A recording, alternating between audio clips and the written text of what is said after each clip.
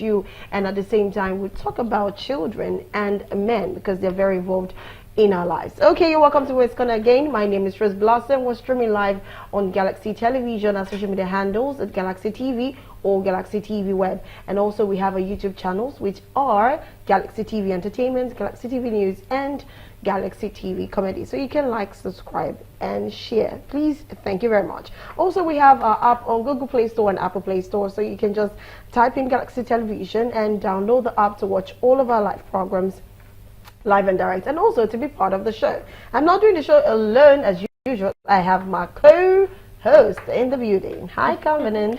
Hi, Blossom. Good morning. Good morning, our dear viewers. How are you doing today? Trust you're very well. Trust you woke up at the right side, at the right side of the bed. I hope you did. Yes, you're welcome to Women's Corner, and like we always say, just sit back and relax because we're going to be taking you on a journey of conversation, of fun and exciting conversation. Okay, all right. So before we introduce our guests, today we're talking about anything that has to do with finances. So you have to keep your fingers crossed because this is very important. You know, at this period, a lot of women need to understand that you cannot be asking money anyhow, cannot be spending the money anyhow. You have to be able to manage your money. So that is why we have a financial expert that will be talking to us. She's an amazing person, and of course we'll be talking about women financial management. But before that, come in and tell us what tip we should take first. Before that. Oh yes. So we'll be taking our safety tips to avoid financial scam. We'll be taking our safety tips to avoid our financial scam, and when we're done taking that, we'll now begin to delve into beautiful conversation. So yes, don't go anywhere. Stay with us. We'll be right back. Tips to avoid common financial scams. In the last decade or so, banking frauds and financial scams have become a regular affair in the Indian financial system. Occasions of asset misappropriation, money laundering, cybercrime, accounting fraud, bank advances without collateral, loan losses, etc. are increasing continuously.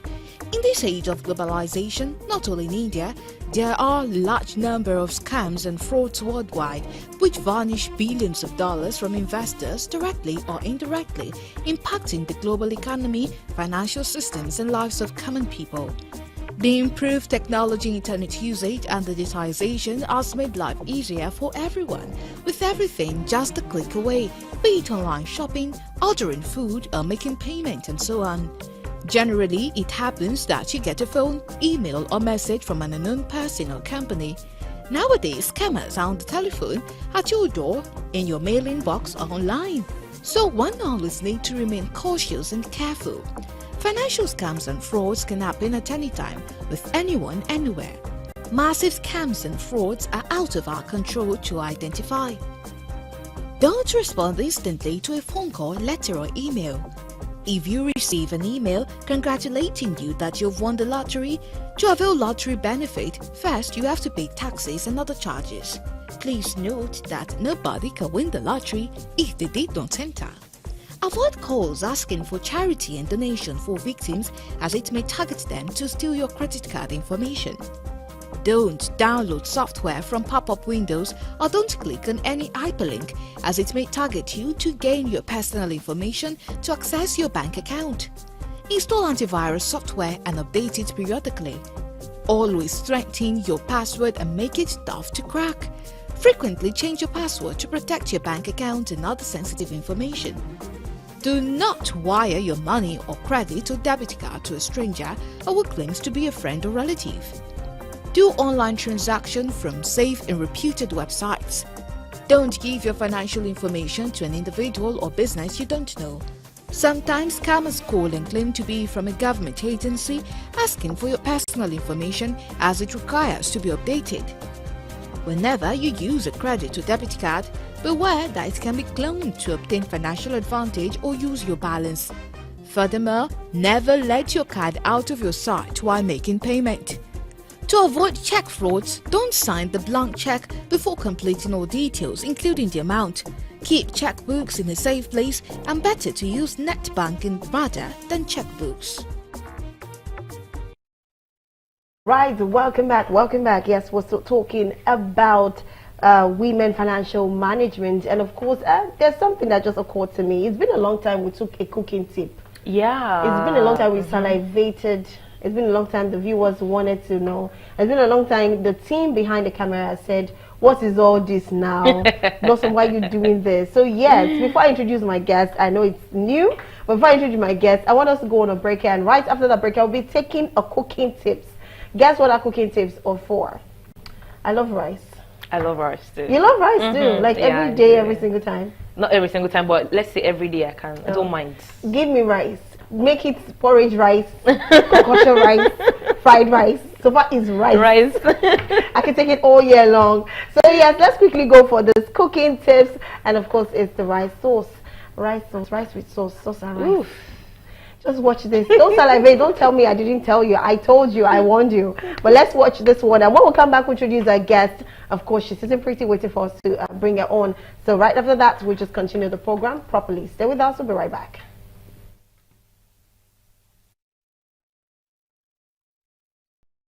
Let's make seafood okra. So this meal is very simple, very easy to make.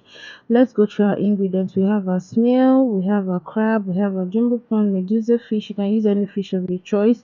Onion and pepper mix, palm oil, a vegetable, okra, crayfish, salt to taste, nut cubes, and bouillon powder. In here, we're going to be putting our pepper mix to the oil. Allow that to simmer. Then you add up your snails and your fish. Remember, you can use any fish of your choice. So just building in, building flavors, bringing out those flavors for the base of the soup. Add our salt and seasoning cubes. Remember, this is seafood. You can use any seafood of your choice. We're adding our prawn now.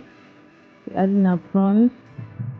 Yes, we're going to cover that up and allow that to simmer. Wow. Now we'll bring out our fish. We don't want our fish to break, so we have to bring it out. We introduce our crabs. Remember, we are building flavors for the base of the soup. Now we'll add up our crayfish, our seasoning cubes, little salt, then we stir that up. At this point, we'll introduce our okra. We pour in our okra, give that a good mix. Remember, you can add any seafood of your choice. We're adding our dry fish now, then putting in back our fish and our prawn. Remember, we brought it out before, so we're going to be putting it back. Allow that to simmer. Look at how it's boiling. You can add up any seafood of your choice. Now we introduce our vegetable. We don't want the vegetable to be too soft, so do well to check. Do well to watch so you don't overcook your vegetable. Now see how sizzling. Look at how that pot of soup is sizzling. The taste is like out of this world. You can pair with any swallow of your choice. Hope you enjoyed the video. It's Cherry Street here. Please don't forget to follow me on my business page at cherry_treats on IG. Also my personal page at Peace Alazie on IG. All right, welcome back. Yes, misinformation, apologies. I know a lot of people were looking for rice and sauce. Someone like you was already dreaming for rice and sauce, but sorry, that is seafood okra. And you need to hear the comments behind the camera. We had what the men were saying. There's no need. This one, just marry this one. Don't anger her. Just you make have sure peace of mind. Totally. You're definitely going to have peace of mind, and that is very important. But anyways, they always, I don't know how true that is, but I do not believe that's entirely true. And the way to a man's heart is his belly. I was just about to say it. I was just about to ask you, actually. I don't think some men, I mean, men love good food. So if you cook good, man, they're going to stay there. Are you sure? Most of them. Okay. Anyway, most of them. Some of them, some of them. Okay, all right. So let's introduce our guest. She's already waiting. Her name is Adebisi Atewologun. She is a speaker, an author. She's also a teacher in financial literacy. Like I said, she's a teacher for retirement plan. If you have to retire and you don't know how best you can go about it, you can reach out to her. And of course, if it comes to financial literacy, you want to have the understanding of how finance works, because some people say, when I collect my salary, I don't know how it's under 1 week. Under 1 week is gone. You can still plan, even though times are hard, the economy is not smiling. just talk to her. You'll be wowed, because the last time she was on the show physically, she gave a very good idea of how you can manage your money at this time. And when, just a little bit, because as a smart person, you have to catch up. Actually. So I caught a lot of things that are like, oh, so I can actually even build a house with the most little salary you think you can actually get. Yeah. Anyways, it's amazing. Can we have Adebisi on the screen? Good morning. Good morning, Adebisi. Morning. It's good to have you. You Morning. look good. Good morning. Morning. Thank you so much, Blossom. Okay, so all right, so I'm just going to go straight to the point. What we'll talk about women financial management. And it's rare, I would say it's a gift for you to see a woman that knows how to manage her finances, not during the millennia or the boomers, but for now. You see that it's quite difficult to even manage your finance. And also talking about the times that we are in right now, so it's a bit even more difficult for people who are still trying to manage their money as at 2 years back or 3 years back, having to still manage the money right now. So I just want to know, what are the first key things every woman should be able to put into her mind, put in mind, and also act to be able to see herself in a part whereby she can actually manage any kind of money, any amount of money, no matter the situation, and she'll still be very okay. She won't look tattered. She won't look like she's not taking care of her children or her husband or even herself, basically. So what are the key things that every woman needs to have or hold on to be able to be responsibly, financially responsible, basically? Okay, thank you very much, Blossom. That's a beautiful question. The first thing that everybody needs to know is that value is what drives money. Value is what will make that money to come out. So it's not just the money that enters your account that makes you have those things that you want to have, but it is in the value. So this consciousness will help anybody, any woman that wants to be financially independent to focus on the right thing rather than focusing on the shadow, which is the money itself. The money is a reflection of the value that you attract. So if you focus on driving your value, if you have, for instance, a first degree, how do you ensure that you're increasing your earning capacity? If you are a business person and you have 20 customers, how do you ensure what do you do to increase your customer base? That value that you need to bring in that will make you have more customers. If your existing space will not carry it, then what do you do to increase your existing space so that the value you're giving can increase? Then you are sure going to start increasing your money, and then you have something to spend, you have something to eat, you have something to send on errands. So the very first thing we need to understand is the value. The value that you carry, the value in terms of your gifts, in terms of what you have to exchange for money. If we miss it out, then that means that if somebody tells you they're going to give you 1 million naira, right, for what you're selling currently, and currently you have not sold 1 million naira before, the question you should say before you say amen, like it's typical for us in Africa, is to begin to ask yourself, this business I'm doing, what can I package together that I'll be able to sell 1 million, and what can I do to position myself? So value is the very first thing. Pursue value. And the second thing is to know that money is not something that you should just get and spend everything. You need to have what we call delayed gratification.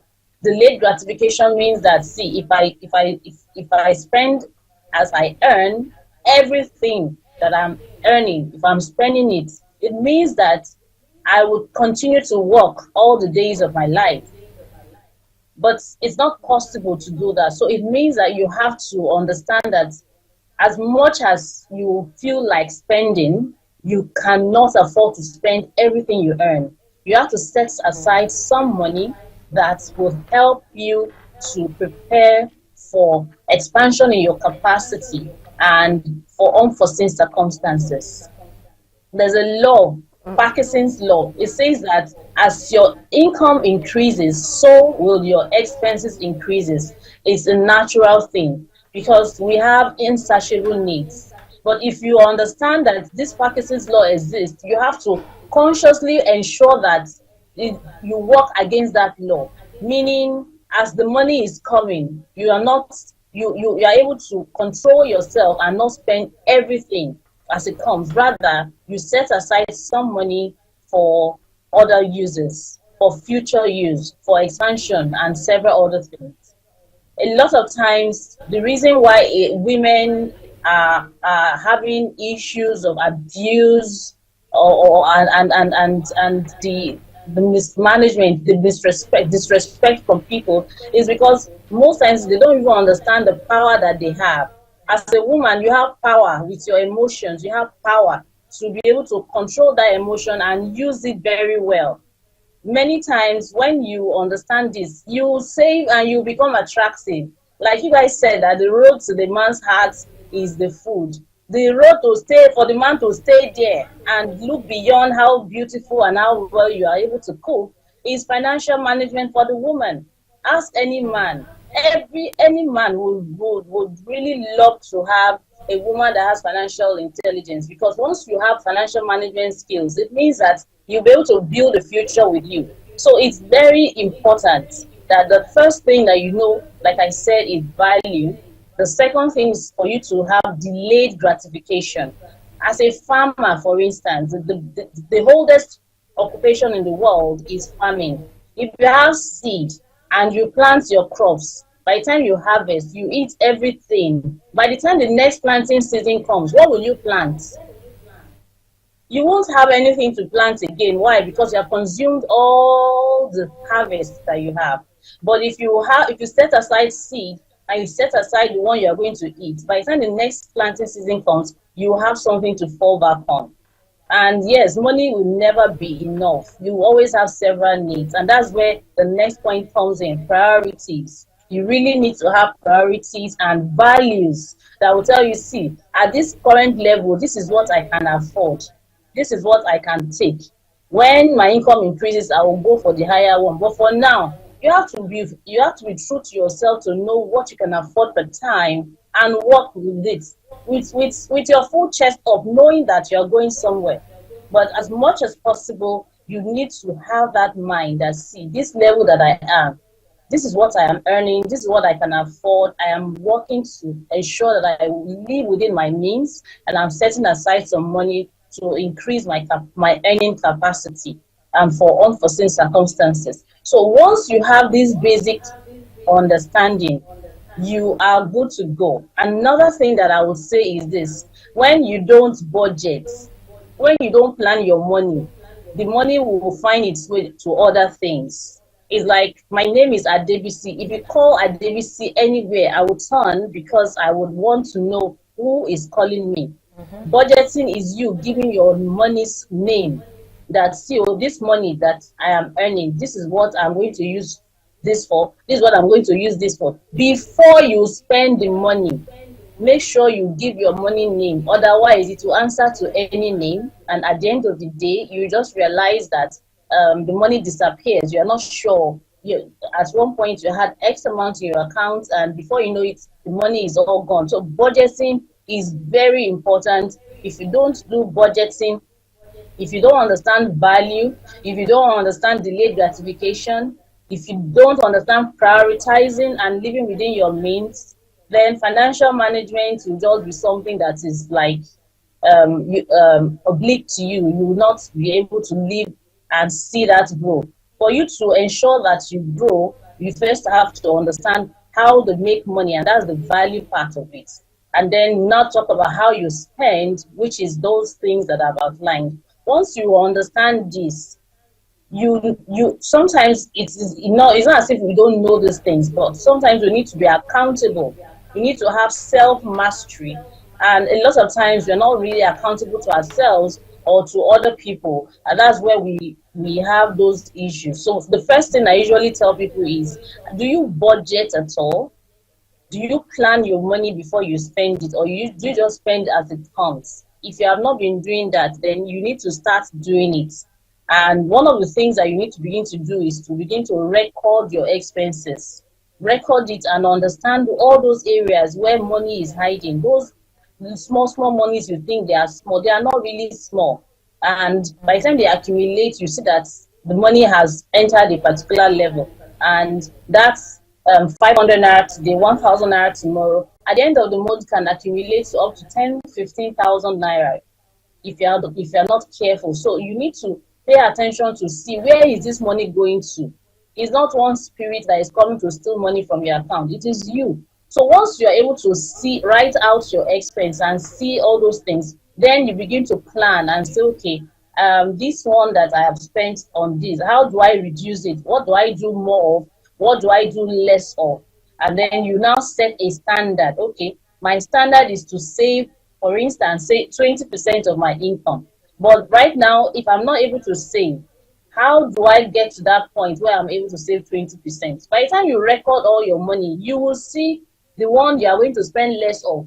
You will see those areas where those leakages, that's where your savings will be coming out from.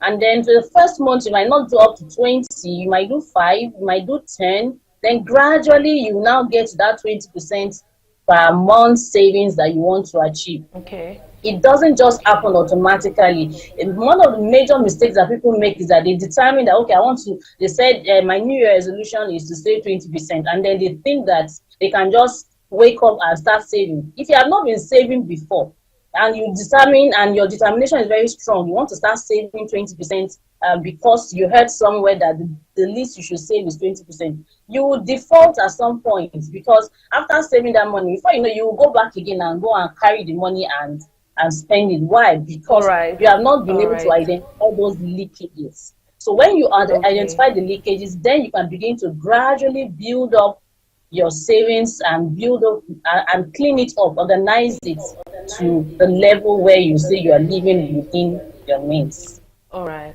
Thank you so much, Adebisi. Wow, that was really educative and insightful. So I would also like to ask, knowing that you are a teacher in financial literacy, and I know that you had to grow into being a teacher in financial literacy. So before that time, or before the improvement and the growth, have you ever faced financial challenges? Or, do you think that women face lots of financial challenges? And how can women, overcome these financial challenges? How can they overcome? I would need practical, ways of how women can just overcome the financial challenges that they face.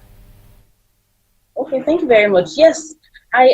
Before now, I love to spend money. I love to give. I love to, to spend. When the money comes, I just spend it because I believe that, don't worry, another one will come. I just have that mentality. Yes, it's good because it's coming from a place of abundance, that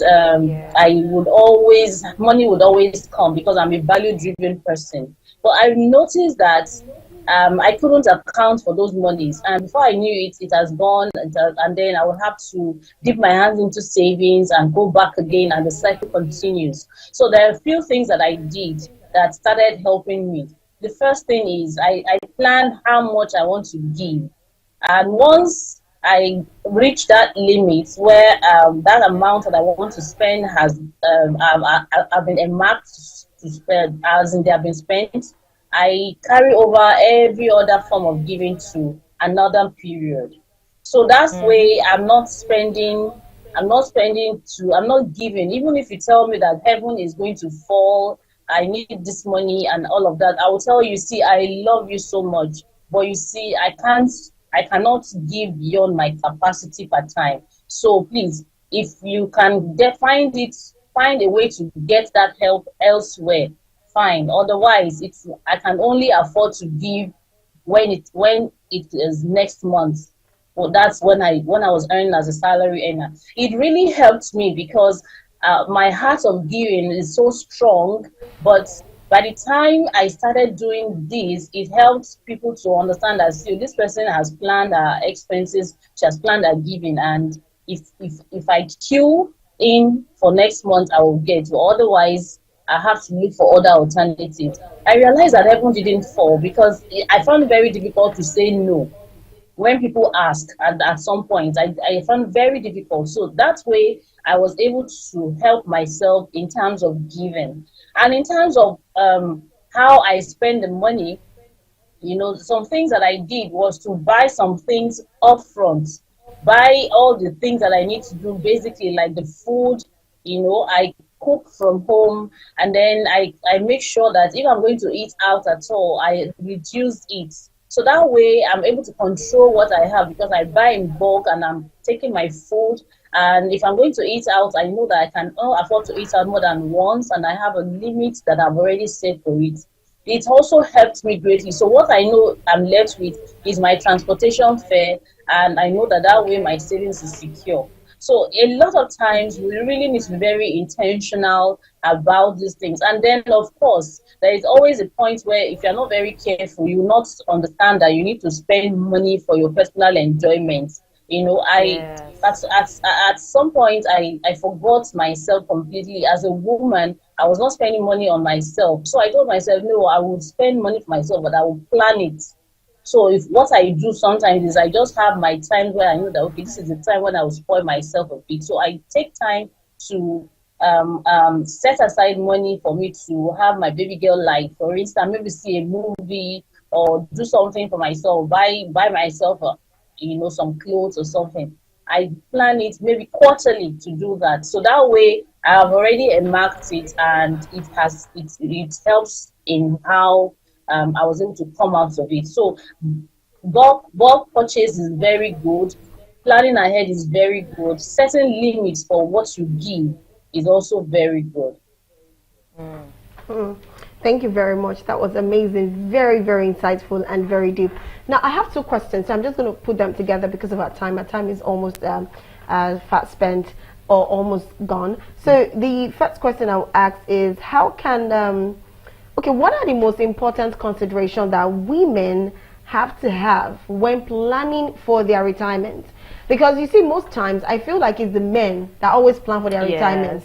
They always have it in their head. This is what I'm going to do. This is what I'm going to do. It takes, it takes a very wealthy woman to plan. I feel like it's the wealthy ones that plan their retirement. But for the average, the normal, the comfortable ones, they tend to just leave it like, okay, my husband is there, or my children are there. They will take over the bills and everything. So what is the most important consideration that women have to have when it comes to retirement? Then the second question is, for a man and a woman, what is the difference between their attitude towards finances?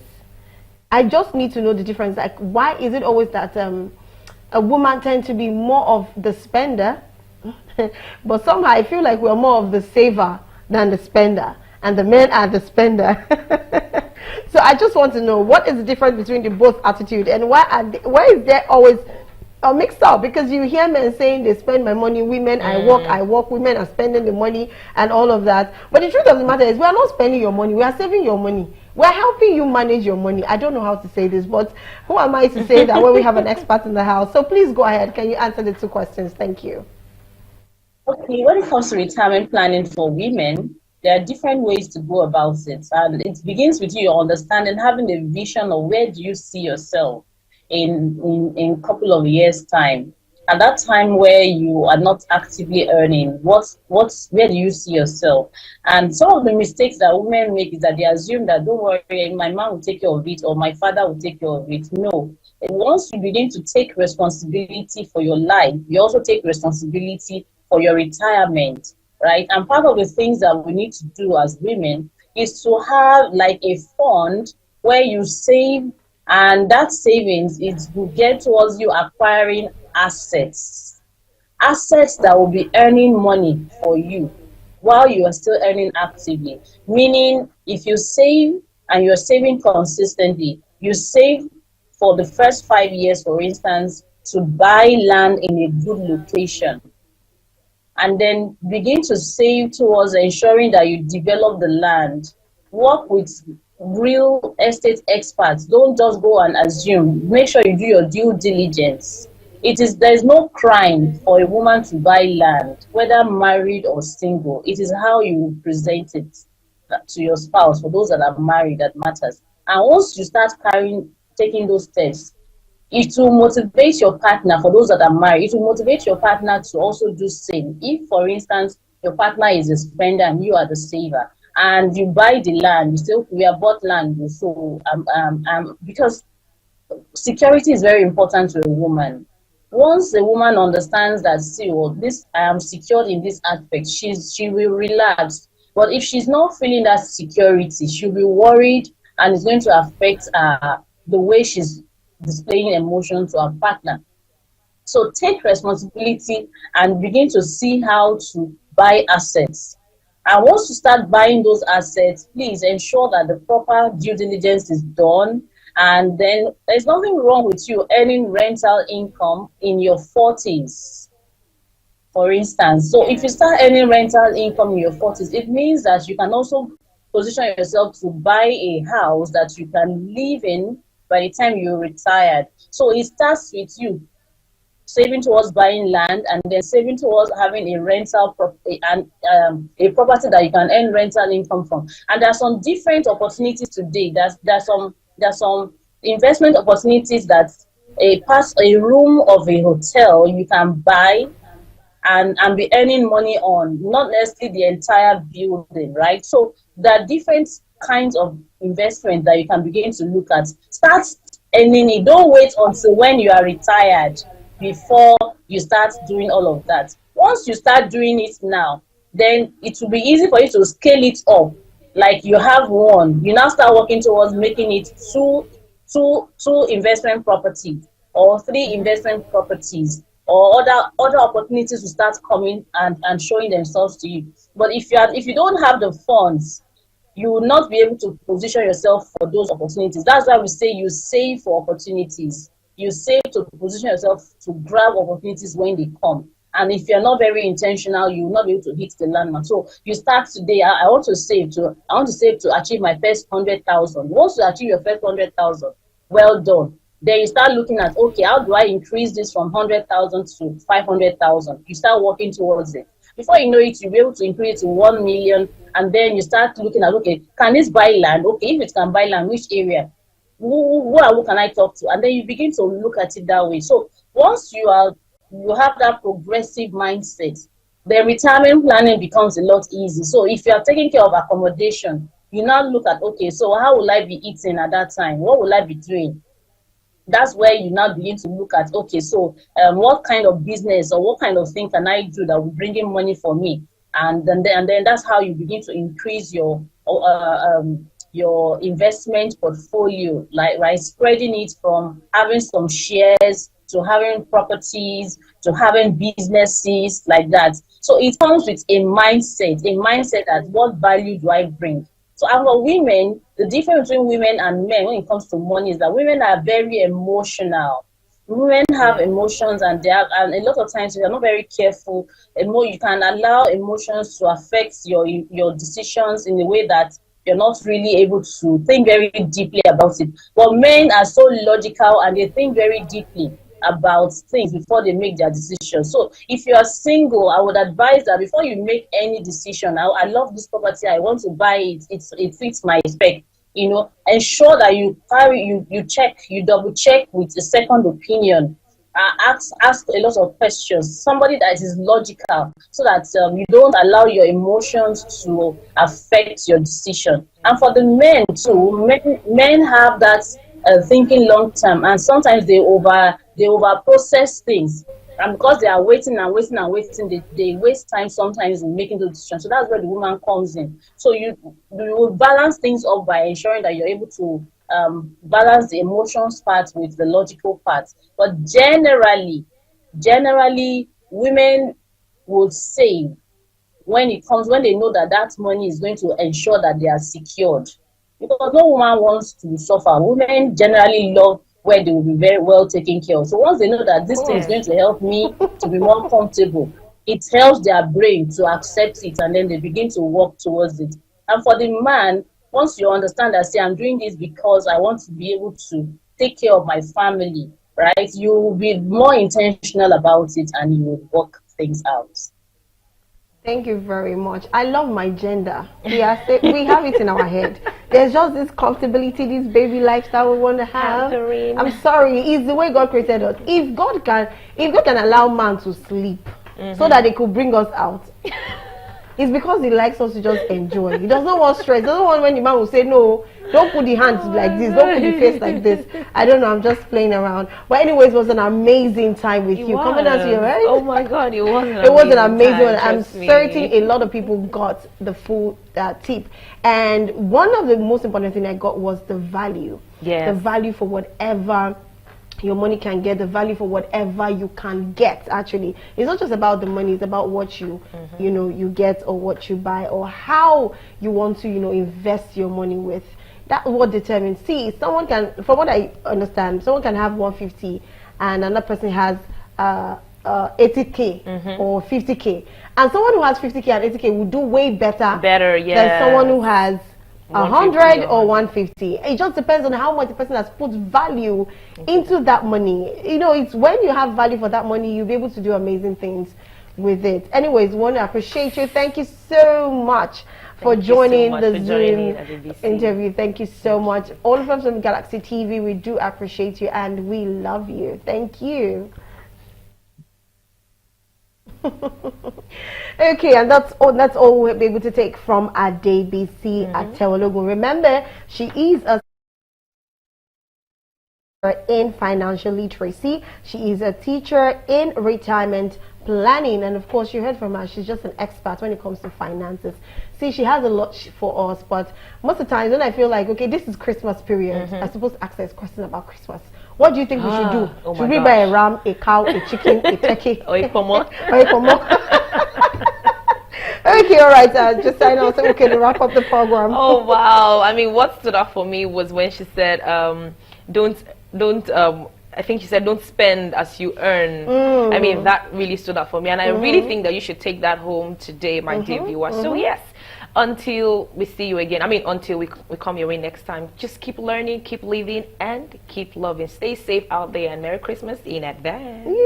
I'm so excited about Christmas. I am. And whereas I'll be at work, but I'm hoping that someone's going to send a parcel of rice and chicken. Oh my God, yes, a platter.